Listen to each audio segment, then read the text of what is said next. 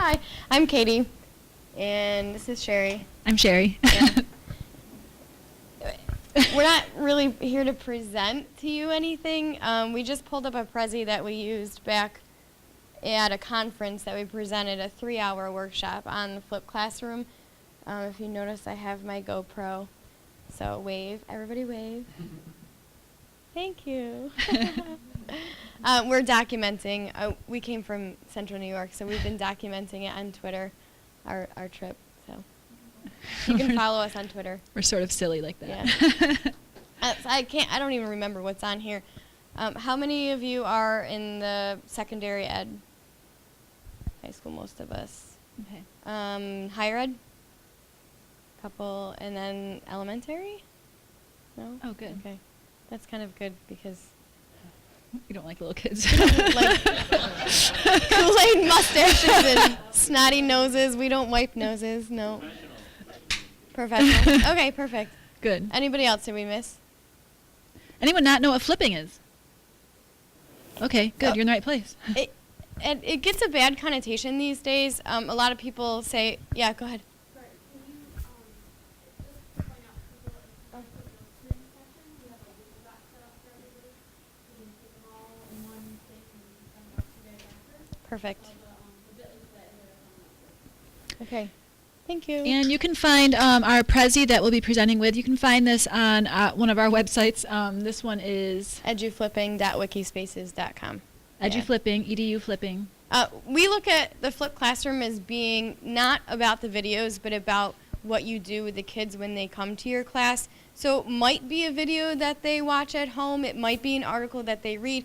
But we want the kids working with the content with us and not worrying so much about learning the content. We want to work with the content. So that's what we view as being the flipped classroom. Most of the time that looks like a project-based learning environment or an inquiry-based learning environment where the kids are researching or learning what they want to learn. So I do kind of want to talk about the integration of videos that you create into that. I mean, that's why most of us are here. For example, one of my favorite things to flip is the 5-paragraph essay. But I don't want my students to write a 5-paragraph essay on my content. I like them to write the 5-paragraph essay on something that interests them, whether it's cloning or diabetes, or I teach English class, and I just believe that students should have a passion and create their essay based on their passion. So they'll watch my videos on how to write the 5-paragraph essay, but it'll be the content that they enjoy. I don't even know what's in here, honestly. A lot of QR codes. We presented this at an ed tech conference, so I don't know. Chime in. How many? I know, Kathy, you used the flip model in your history class, so chime in. I mean, again, we're not here to present. We're here to facilitate a discussion. Are you using the model at all, or are you creating lessons for folks? I'm not quite sure what the level is. What do we want to know? Creating and the overhead of where it's posted and Okay. how the Yeah. students Let's go a little respond. bit. Well, okay, so without showing that video, what we love about that video, the one that with the woman just in front of her whiteboard, is it doesn't have to be really high tech. It can be something relatively low tech. You're just trying to get a lesson across to your students. And she uses a whiteboard. We love this woman because it's so low tech, but her lessons are very easy to understand. Yeah, and then she talks about what she does with the students. She groups them heterogeneously, so when they come into the classroom, and I've done this and it works out really well, when they come into the classroom, you have different groups set up for them. One is, I still don't get it. One is, I think I can start working and I may need more support. And then the last group is, I'm definitely ready to get started working. I don't need any support at all. So what ends up happening is I end up reteaching to that group that just doesn't get it or didn't do their homework or didn't watch the video, didn't do the lesson ahead of time. I end up working with them in a small group, not one-on-one, in a small group. And the kids that are getting it kind of but need a little more support, they end up raising their hand. And a kid from the group that does get it, totally gets it, I'm ready to go, walks over and kind of gives peer-to-peer support. So my time is used so much more valuably during the course of the 40 minutes that I get with them a day. So I don't know if you quite got that, but before the student, when the students walk in the room, they separate themselves according to their comfort level, sort of like we did last night in this room. So if they totally understand it, they'll be in one corner. Katie's teaching in this corner to the kids who either don't get it or didn't do their homework, and the kids in the middle who are going to struggle, we have the experts in the corner. They don't need Katie. They have people in the corner who can help them, and so the experts will come over to that middle group and help them. And of course, Katie's in the room to also answer questions if neither group understands, but it really gives you a bunch of teachers in the same room at the same time. It's a little bit hard to manage at first, but once they see the value in it, I mean, I went right by it, but there's a video of 4 of my kids, and they're middle-level kids, not high-end, not real low-end, but they're middle-level kids talking about why they like the flipped classroom, why they like to be able to hear my voice, pause it, rewind it, revisit, and I give them a week to do that, so they have plenty of time. And, you know, I teach in a very poor district, and so does Shari. A lot of my kids don't have the internet at home, so I give them enough time I plan it far enough in advance. So Katie, what do you teach? English, high school English. Same. Yeah. Except we live 2 hours apart from each other.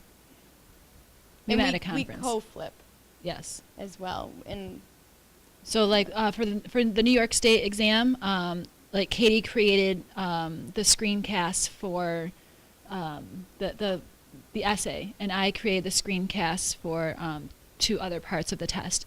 And so now my students will watch the video that she made. I didn't have to make that video because my partner did, and her kids watch my video. And of course, they're all on YouTube, so all of New York State is watching now. yeah. But it's just, you know, it's a great way to cut the work in half. And if you're not on Twitter, you should be on Twitter, because this is how you find other people that you trust with your Excited content. about the same thing. Excited about Yeah. the same thing. So recently, this past year, she worked very closely with our friend Dave Constant that we met. We actually never met him in person yet, have No.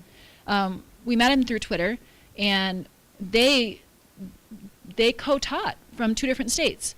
And had their kids get together on On a Google Hangouts Hangout, and yeah. on Edmodo, and but they each created, you know, screencasting and divide the work. That's, you know, the most efficient way to be a teacher is to divide the work with someone that you trust. When you have these groupings of 3, how do you ensure that I get it totally, talking to the middle group, actually got it? I sit in the corner of the room so that my back is never to my students, because that's, as we know, a bad idea, and that's why I don't like smart boards. My back is never to my classroom, so I sit in the corner, and as I'm teaching, my eyes are going and roving, my ears are open. I have 25 kids in a class.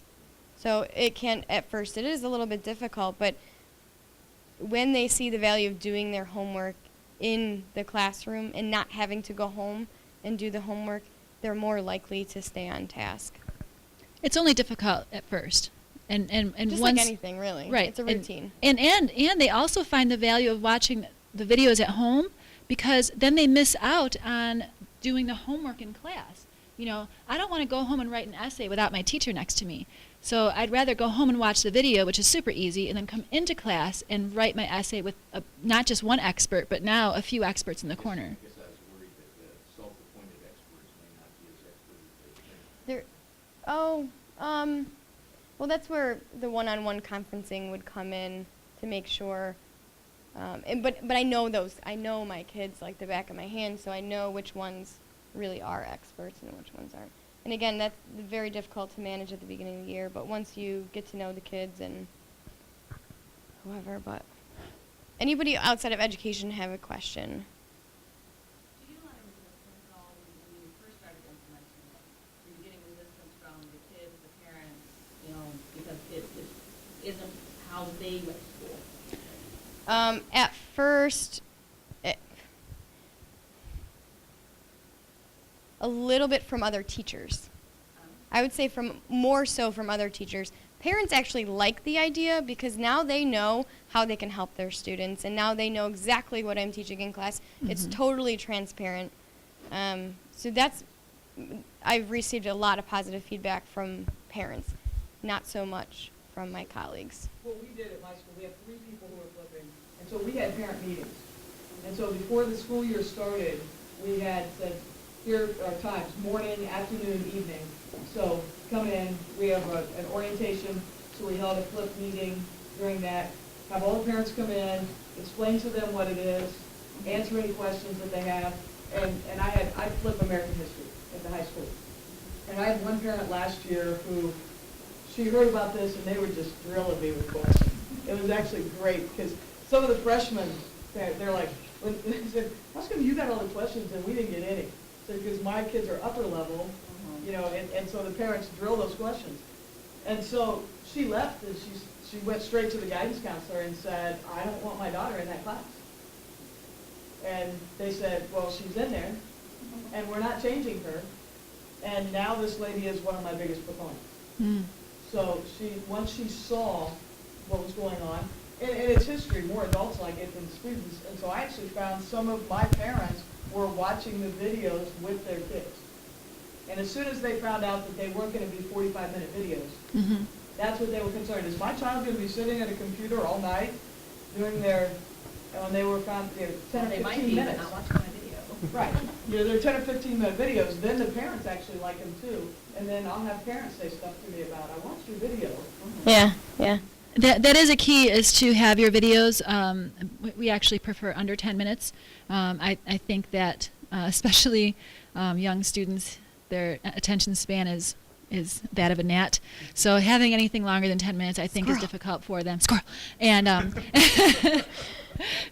and also, I mean, now that I'm using Camtasia and I'm really starting to learn Camtasia better, making the videos dynamic. You know, because we've definitely had flops, you know, where you know, if there's a ton of words in the screen, nobody likes to see that. Nobody likes to see a ton of words in the screen. In fact, one of my rules are for my students, because my students flip lessons also. It's something I require, and I tell them there should never be only words on the screen, and there should never be only pictures on the screen. You should have both on every single quote-unquote slide. And that's what I try and do. I mean, as a child, I like to look at pictures. I'm a visual learner. And so if you're going to talk to me about the Leaning Tower of Pisa, I should see a picture of that on my screen. I don't want to have to search my memory for it. And if you're talking about how many floors it is, I want to see it on my screen so that way I can, you know, associate with it. Dale. I was at one conference where people were saying about the flip and worrying about the 45-minute videos the kids would have to watch, but this person explained that if you think about your 45-minute class, your direct instruction is only like 10 or 12 minutes. And I tested that out, especially in the middle school level. I recorded with Camtasia on my laptop my entire lesson live. You know, I did it live, 40 minutes, my whole class. And I had to cut out 32 minutes of classroom management, yes, but also discussion. You know, it was really only a mini lesson. I really only taught for 5 or 8 minutes. And I think that's good teaching, really, is the mini lesson that's direct instruction is very short, and then you give a lot of support and practice during the class. Support your comment, my daughter, the middle school math teacher, she's flipped with a partner, and to her surprise, the parents are saying, I never knew how to do that. You know, parent-teacher conferences, like, you know, And with the new I Common watch Core. with my kid every night. Yeah. And the new math Common Core, how many of you are math teachers? You know what I'm talking about, right? The 6 shifts. And they're moving more advanced things down grade levels. So my 3rd grader was already learning multiplication, whereas I didn't learn that until I was probably in 5th grade. And they're teaching it in so many different ways, right? So many different ways. She comes home with these houses on a piece of paper and there's no directions and I don't know what to do. Right. I don't know what a house, what is it, a factor? Something. I can't remember. But, yeah, something like that. So I asked the school, you know, would you guys mind flipping some of these lessons? Because I don't even know how to help my 3rd grader. And I have multiple degrees. And what was the response from that school? It's on Khan Academy. Yeah. Yeah, when I asked my son's teacher to please put her math lessons, to flip them in some way, and I told her, I'm like, I will do it for you. I'll come into your room, you teach the lesson, I will do it for you. No, they wouldn't do it. And I know it's only 4th grade math, but they teach it in a different way now, and I don't know that way. And it's, I don't want to teach him to, add the columns, because that's not how they teach at his school. I don't know what they do throughout the rest of the country, but I didn't want to teach him my way. I wanted to teach him her way, and she refused. I said, well, if I can't get it, how am I supposed to help my kid? And she said, well, if you can't help, if your kid doesn't get it, then we're not doing our job. I'm like, but I'm a teacher. Can I please teach my kid at home? And no. Yeah. Well, I get a lot of resistance. I'm trying to get more of my teachers at my school to get into using the flip model, but there's a fear. One fear is that if they do that, the school doesn't need them anymore, which is kind of not the way. And the other thing is, I guess they're afraid of doing something wrong, Right. and it being out there, to be a Tosh Web redemption. Oh, certainly. Yeah, definitely. And the third thing is, teachers are afraid of hearing their own voice. They don't like hearing their own voice. You get And used to that. you do, and Oh, you do. I am one of the most self-conscious people physically about my voice, everything, my face, and I had to get over that. One time I did a lesson on rhetorical devices, and I made the decision to put the webcam on and record the webcam and my lesson on, I think it was PowerPoint, when I was on a PC. Shh. And even though I felt like I looked like crap and sound like crap, they were like, I like seeing your face so much better. They liked it. And they don't care what you look like. I mean, honestly, I walk into school every morning like a zombie. They've seen it all, pretty much. Yeah. Same damn voice you use in the classroom, the same face you use in Yeah. the classroom. Yeah, they don't care. And I think we have to get over some of the things. I mean, I'll record and my dog will bark. Uh-huh. I'm like. It doesn't have to, and I think they prefer it not to be perfect. Aaron, did you have something? Oh. I said Aaron, but that's okay. I didn't see your hand, Mary. Just to keep on what you were saying. Last year I wasn't ready to make my own videos and flip, so something that I did that maybe you could encourage your teachers at your school to do is just go onto YouTube or Khan Academy, something like that, and just post the YouTube video and put it on your website. I mean, partial product multiplication, lattice multiplication. I just put videos of other teachers teaching it on my website, and the parents were so grateful that was there. And one, By the way, preview those videos first. yeah. One time, I was working, my kids were working on a project, and I had assumed that they knew how to write a thesis. And we were working, and I said, okay, now it's time to collaboratively write your thesis as a group. And they're like, we don't know what that is. I'm like, oh, all right, give me 5 minutes. So I found a 3-minute YouTube video on how to write a thesis, and they all watched it, and they did great with it. So, good point, Mary. Aaron. Something that I'm finding when I work with teachers with a transition into more of the course model is now, we were talking about augmented reality last night, is just to augment some of the homework pages. Now whether we're for against homework in our district, we use everything else as part of our curriculum that we're mandated for.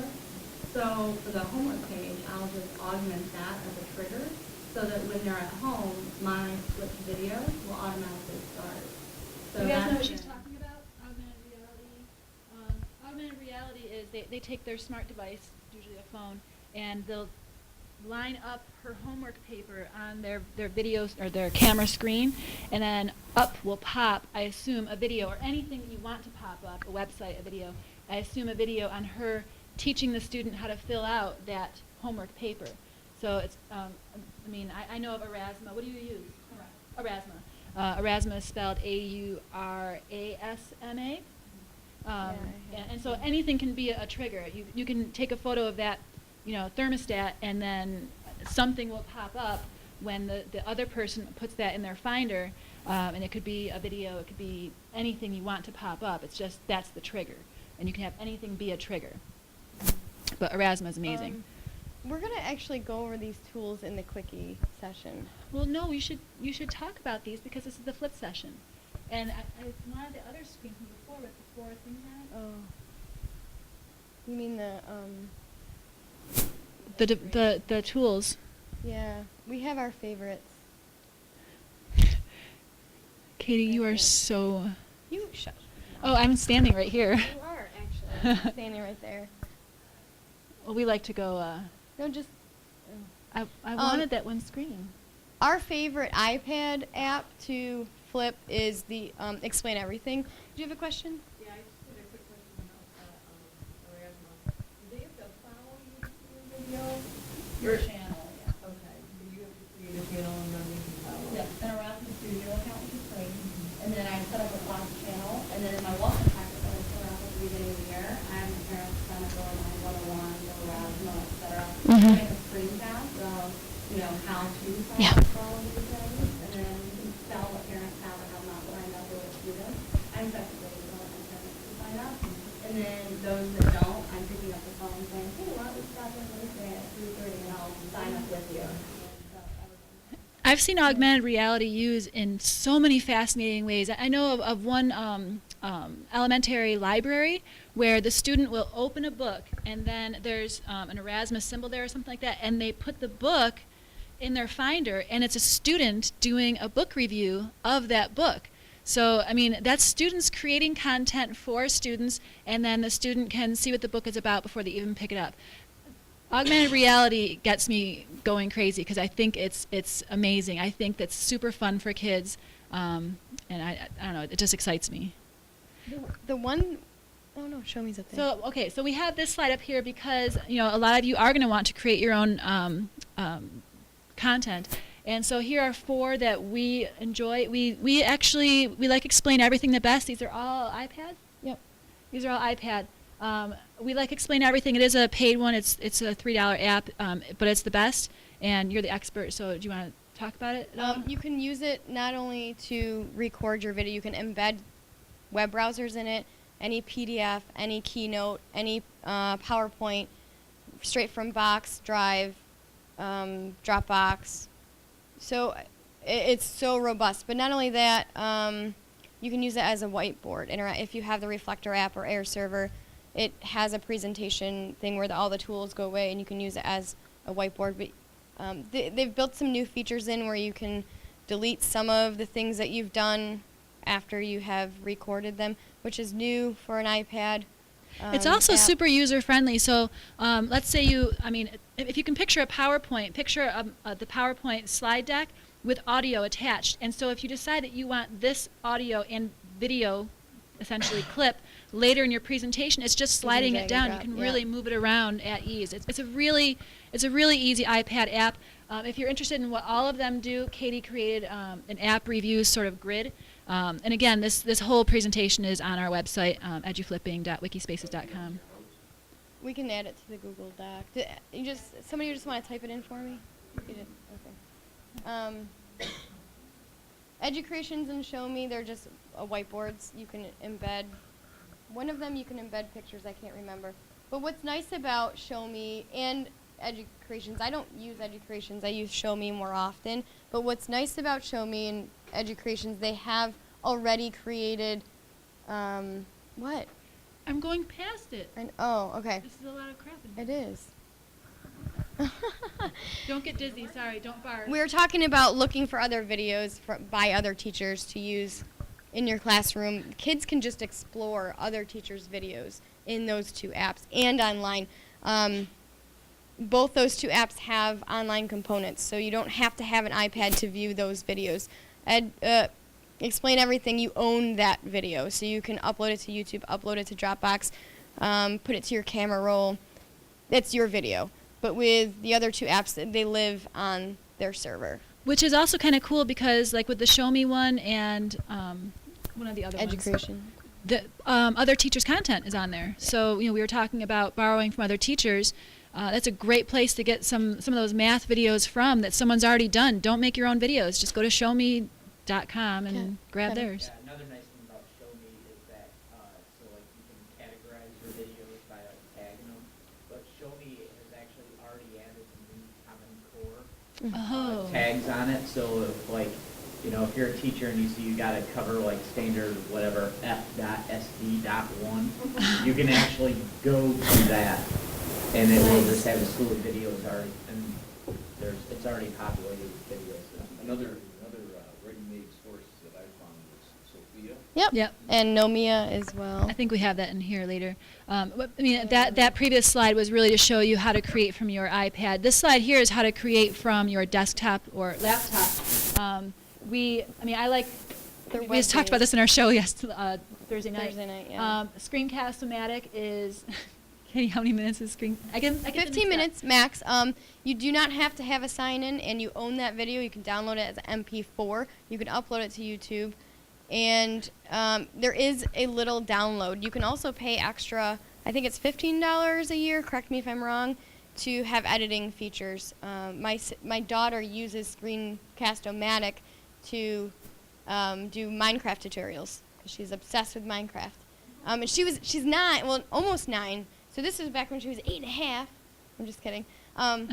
She didn't even ask me. She knew it was called a screencast because of, obviously her mom, but she didn't even ask me, and she found Screencast-O-Matic and then started recording all of these Minecraft tutorials. So it's super easy to use. I mean, super easy. So is Screener, but I don't know a lot of teachers that are using that anymore. That's really for going right to Twitter. That's what it was first designed for. And it's only 5 minutes. And Jing is a free download, kind of disappearing. Smart Notebook, if you already have it, you already have a screencasting recorder in it. It's called Recorder, not Recording. If you have a Smart Notebook, it's pretty easy to find. And I liked using Smart Notebook. I did find it's a little clunky when they're recording a Google Present. And then I found a way to do that. Watch Thursday night show.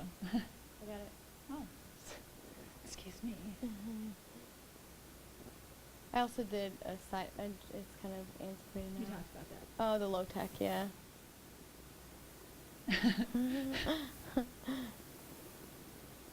Okay. Did we talk about that? No, we don't need that. Do we need that? It's on Top the workshops. workshop. Top left. I don't know. Does anybody have anything to add or want to discuss? 'Cause again, I feel like I don't need to be. I think we're obviously here for Screencast Camp, but for me, the true joy of flipping is not about the videos, it's about the face-to-face time I get with my students, because I can give them this quick video, and it's far more about my class time that I get to spend than it is the video. So, I know we're here to do the video, but flipping is really the classroom. Absolutely. And do you have, along those lines, like these are great for creating the video parts. Is there a place to go to see, like, in-class stuff to do, like ideas, computers or- exercises? I'm loving this, and I'm gonna refer back to this. But is there the equivalent for the in-classroom part? So I think what he's asking is, when they go home and watch the video, since your teacher's now at home, what do you do in the room? And we discussed that a little bit in the beginning when we talked about, Is that what you're asking? Yeah. That was our question for the longest time. What do we do with them for 45 minutes now? Right. And you've been flipping for a while. What do you do in the room? Actually, I've only flipped for a year, but I'm history, and so I have lots of history supplemental stuff. I use History Alive, which has all kinds of interactive materials. Stanford has what's called the Stanford Educators, History Educators, and so they have all kinds of different debates and different types of That's what they do at home, right? No, that's what they do in class. So they get the information. So if we talk about the Haymarket riot, I give them the video on the Haymarket riot, and then when they come into class, they talk about this one guy. Was he a dangerous man? Okay, so he was an anarchist. Well, just because he's an anarchist, does that make him dangerous? So it's like a debate. Right, so they have reading, right, because then people will say, well, if they're flipping, they don't have to read anything. Right, which is not true. Well, no, they still have to read, because now we've Right. got these documents that say he's dangerous, and then we got these people over here who say he's not dangerous, pick a side and let's debate it. And so they actually get to interact with the information and be able to discuss it, talk about it, as opposed to just reading a textbook. And she actually made a good point. The flipping doesn't have to be watching a video. It can be traditional homework where they go home and read something, or research a couple things with a video or something. It's about them doing the lecture basically at home and then coming into the classroom and doing some amazing things like debates. I mean, we didn't have time for debates when I was in high school. Yeah, I've been teaching a flip classroom concept to like a lot of educators, especially in higher ed.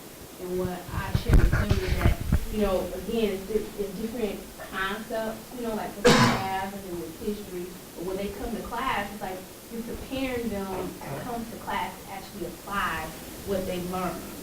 And so whatever subject it is, it's for the teacher, and it's a lot of preparation for you. It can be. It helps you kind of see, well, this person is lacking this, and this person lacking that. You can actually really be their guide and kind of help figure out what they need, even with the preparation, all the preparation that you have. And go ahead and then. When I work, I'm higher ed as well, but when I work with my faculty, we kind of build something like this. I call it the Excel from hell. Just columns and rows, and really break it down to, like with the screen reader, not the flipped part. Flipped classroom is just a buzzword. It's teaching. You're just doing it with different tools, different techniques. So you wouldn't want to do voice over PowerPoint every single recording, or just audio, or just video, or you don't want to do green screen everyone, or they'll get sick of it. So you got to have a lot of tools in your toolbox as to different ways you can deliver content. You might take them on a virtual field trip to, somebody said something about the Leaning Tower of Pisa. You can't take a class there, right? But if you get the chance to go there, go shoot a video, interview some people, get audio, get video, do a PowerPoint of it, put it all together. But the Excel from hell comes in with, basically, this is what I'm going to do this is what they're going to do out of the classroom. This is what they're going to do in the classroom. This is the activity we're going to do. This is the objectives we're going to meet. All that kind of stuff comes into it. It's your game plan, your lesson plan. But for the in-classroom stuff, it can be anything you want. The biggest thing is time. And everybody says, I want more time with my students to do this. You've got that time. Yeah. The presentations outside, problem-based, case-based, learning, different scenarios, debates, make them teach the class, a million things. Yeah. And I actually wrote a blog post on how I don't teach, because and my kids always make fun of me. They're like, Miss Regan, you don't teach us. I'm like, no, I do, but not really. I'm not in front of the classroom ever. I don't stand, and this is very uncomfortable for me to stand in front of when people are staring at me. I like to be with my kids. I like to be the project manager. My kids are working on projects, and they're all different, and they're working collaboratively. And now I can manage that and do some conflict resolution and help my kids learn what it's like out there. What it's like out there is not lecture. What it's like out there is working together with people who you may not be best friends with. Right. Well, and going to what Brian was saying, what do you do in the classroom? I have to tell you that since I started flipping, the amount of homework completion that I've gotten, I know they're not doing it at home. I know they're doing it in the room with me, but they're writing essays that they've never wrote before. I'm getting so much more completion from them because they're confident. I used to hate, especially math. I'm sorry to pick on you math teachers. I'm actually obsessed with math now because I had such a bad experience in high school. Except for data. You don't like data. What? You don't like data. No, I don't like data. But I would struggle in class to learn the lesson. I would kind of get it by the time I went home. I would go home. I would have no memory whatsoever of what happened 6 hours ago in school in a class I hated, and I couldn't do my homework. I was looking in the back of the book for the answers, which only the odd numbers are back there. I don't know why. And they would only assign us the even numbers. And so, I really struggled with math. I wish I'd had a flipped classroom where I would go home and watch the video and come in, and he would help me through the problems. And I would have had a much better experience with math, I think, and probably a better taste in my mouth for math today had I had a better teacher. And it's actually, if you watch our show, I talk about math all the time because there's got to be a better way to do math. And the way they did it with me was not palatable. And this next set of slides is where to find cool content.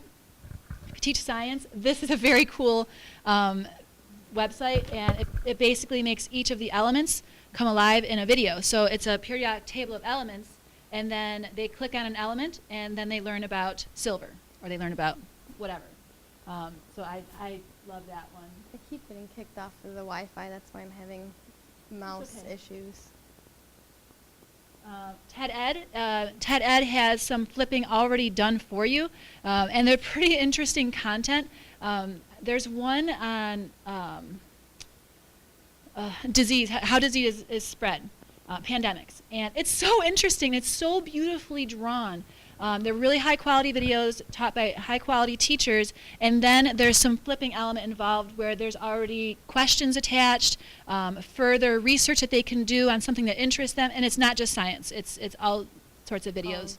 Oh, yeah. In fact, I'm starting my students off with this year talking about the 7 elements of success, and it's just a really cool series of videos on how to be successful. And what's nice about that is when your students sign in to TED Ed and they watch the video and answer the questions, you get a table of each one of your students, the questions that they answered, how they did, and if they got it right or wrong. And then you can flip your own YouTube videos. It's not multiple choice, it's an open-ended question, but you can use any YouTube video in TED Ed as well. Khan Academy gets a bad rap. I have no clue why, possibly because their videos aren't terribly engaging. But I think that they work, and They you know, do. and there are some ways that they make it interesting to me, at least. Like with social studies, they go through a timeline. I think it's like world history in like 3 videos, and it goes through a timeline. He just goes a quick overview of what happened when and what led to what, and I don't know. I think Khan Academy is getting a bad rap for no reason whatsoever. I think it's pretty good. Oh, and by the way, with Khan Academy, with the lower level math, I'm talking like primary level, there's these little quizzes involved, and the kids can earn little leafs. It's super cute. And then if they struggle with the question, it goes right back into the video to the part where they struggled through. Oh, TED Ed does that too. So with TED Ed, if they get a multiple choice question wrong, it will bring them right to the part of the video that discusses that multiple choice question. And they can get the correct answer that way. It never just gives them the answer on either of these platforms. iTunes U, this is you. For math, that's similar to Khan Academy is virtualnerd.com. Virtual Nerd, math. And Good. Nice. do simple I didn't know about things. that one. Within their videos, they'll have, if there's a term that they use, the student can click on that term and it'll take them to another video that'll explain that term. That's cool. There's also LearnZillia. Oh, yep. Is someone putting these in the Google Doc? Yeah. Because I want I these know too. we have a list of them on our website that says content resources, but I don't remember exactly what's there. I know this gentleman mentioned Sophia, and then there's Nomia. Mhm. There's other ones. iTunes U, you can create your own course, and I have. You can only have 50 subscribers for the free, and if you're not associated with either an organization or a school or something like that, it's only 50 subscribers. But if you're associated with a university or a district and they're all on board with that, you can have unlimited. You can duplicate the course. You can. Another 50. You can. I It's a way around of it. Yeah, yeah. I don't buy But then into you have to the manage 5 different courses that are all the same thing. So when you add posts, you have to add them to each one. I don't buy into the iTunes U because my students don't have That's the problem. If you're a Mac-based. iPad 1-to-1 or iOS school, then that's great. But my kids have mostly Droids or dumb phones yes. or tablets. Yeah, So here's a couple other places to get content. I got it. I think that's it. Housing. Okay, so once you make the videos, where do you put them? And these are some places to house your videos. We all know that one. Screencast.com. Okay. That's what I use because YouTube is blocked in my district for students. So I use my Screencast.com account. Google Drive now has a nice feature, and you get up to 5 gigs free, but it has that YouTube-like feel to it when you have the video embedded Hmm? They are, but when you upload your own video, it looks like it came from YouTube, but it's not on YouTube. Because remember, she has YouTube blocked, so she has to store hers somewhere that's not YouTube. She also puts them on YouTube.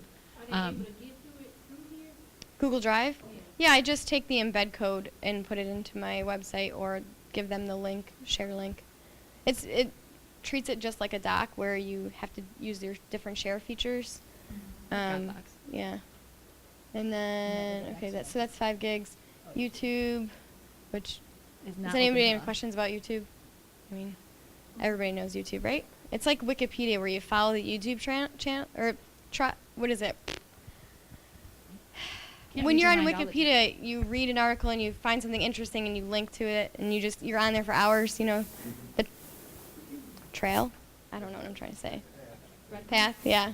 Happens on YouTube. What happens on YouTube? And then Dropbox. Anybody familiar? Dropbox? Okay. Anybody not familiar with Dropbox? I use both Drive and Dropbox every single day. I don't use one or the other exclusively. They serve different functions. Is it 5 gigs? I don't know anymore. Oh, it depends on how many people you can get more. Yeah. Referrals, camera uploads. Basic is 2. I have a question about Dropbox. So how are you using that? You're putting your videos in there, and then you're sharing your box with all your students. Sharing a folder. Folder. Yeah.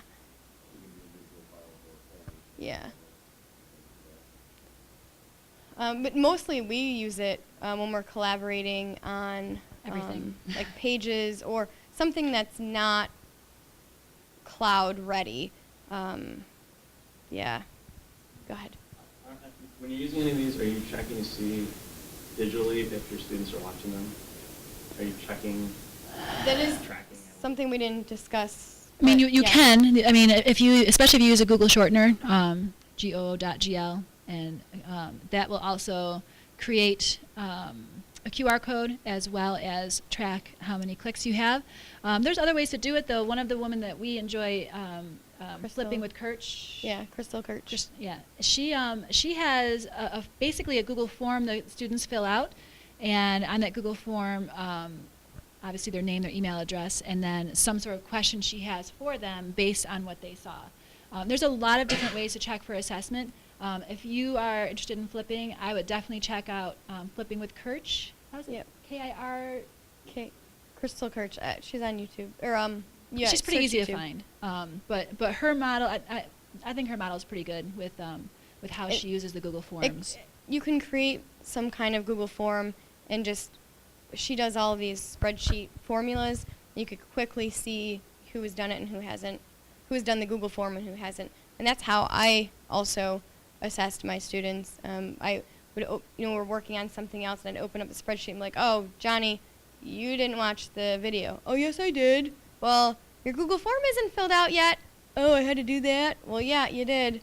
Oh, I guess I didn't watch the video. That conversation happens So it's not like you're tracking every day. You're setting up a separate thing for them to do, an activity that checks whether they watch the video. You're not like sort of Big Brother NSA style. Right, figuring it out. right. There's another service, copy.com, starts at 15 gigs free, Okay. and you can actually call them and talk to a person, and if I'm having trouble with this, the guy says, I'm sorry, you helped me, and when I signed off, I had 25 gigs free. So copy.com? Copy.com. What is it? Is it just storage? Just like a Dropbox. Did everybody see that Keynote pages and numbers went to the cloud? Did you see that?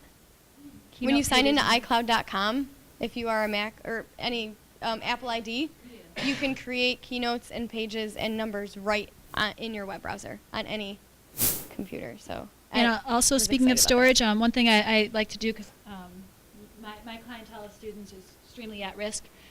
Sometimes when I assign a book to them, I also want them to be able to have access to the audio version of the book. And there's some issues with that, especially with storage. And what I do is I use the new Mega Upload. It's mega.co.nz, and you get 50 gigs of storage, and you can store anything you want on there without worry. I know who he is.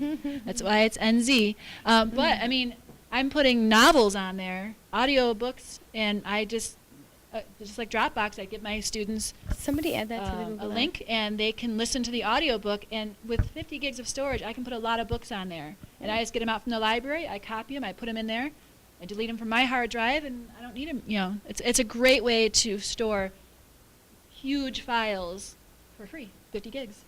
Mm-hmm. Edmodo is virtually unlimited as well. I believe it's unlimited. I mean, how many of you use Edmodo? There are 8 million people on Edmodo. Just so you know, it's one of the largest LMSs. I think Moodle's the first, Edmodo's the second. Last time I checked. I could be wrong. That was a couple months ago. Okay. As a high school English teacher myself, I often hear about people flipping classes, math classes and social skills. I'm just kind of curious, how you're using project-based learning in your classes and what are some love project-based examples of learning. lessons that you're using? So what I do is I have an end game. So let's say the end of the first marking period, they need to be able to write a 5-paragraph essay. All I really flip is the 5-paragraph essay. But where the project and everything else comes into play is their own passion. So like I had a student whose mother had diabetes, and he didn't understand what this thing was that she had and how it debilitated her. So he started researching diabetes because he wanted to know about it. And then he produced the 5-paragraph essay, but he also he created a slideshow with his own voiceover in Google Present, and we recorded it with Smart Notebook. That's the one that didn't turn out so great. But I mixed his passion with my end game, and I got out of him a 5-paragraph essay that he did not mind writing. So that's how I do it. I have my end game, and then we sort of take our own little journey to get there. Another thing I do is I put on the board what I believe our country wants from our students, and I put it in really easy terms instead of all those whatever numbers from Common Core. I just put New York State wants you to read fiction and get some literary elements from it and some vocabulary, to read nonfiction, get vocabulary from it, to speak and to write. What do you want to do? That's how, I've done entire marking periods like that where, okay, pick 3 of those things on the board, and whatever project you create has to address 3 of those things on the board. And you'd be surprised at things that they come up with, because there are things that they are passionate about. One kid did driverless cars. He was very interested. It is our future. It's limitless. As long as you know the end game and you get them all to that, their journey there is going to be different.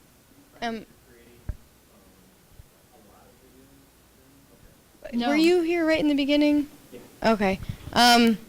We talked about co-flipping a little bit.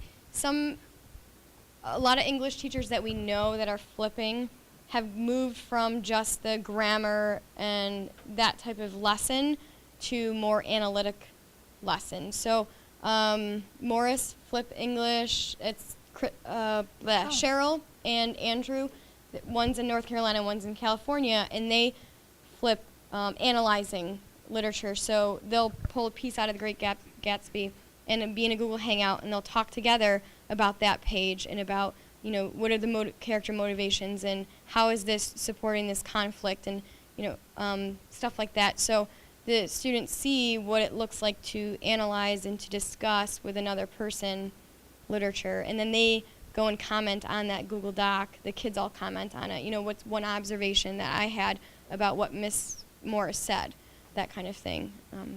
There's some great things happening out there that I haven't even gotten to yet. One project that she did with her teacher friend in North Carolina, which again, we've never met in real life, they did, can you explain your Google Hangout project and how that worked? You know what a Socratic circle is? Seminar.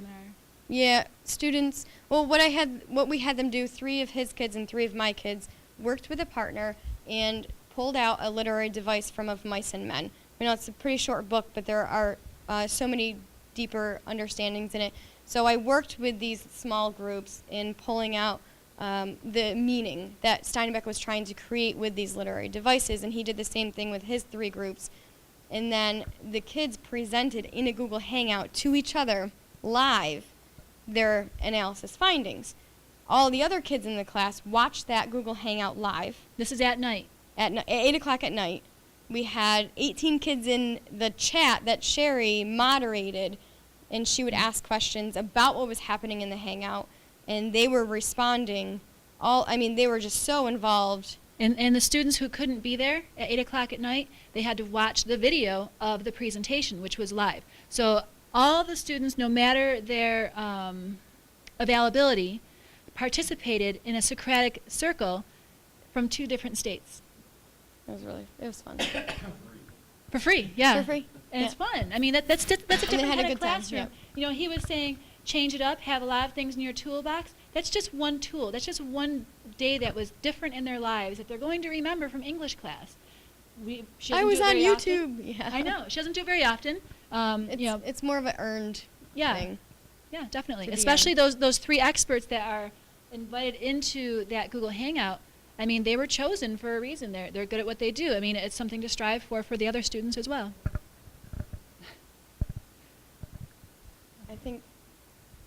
I think we're pretty much Yeah, I think we're timed good. out. Great job.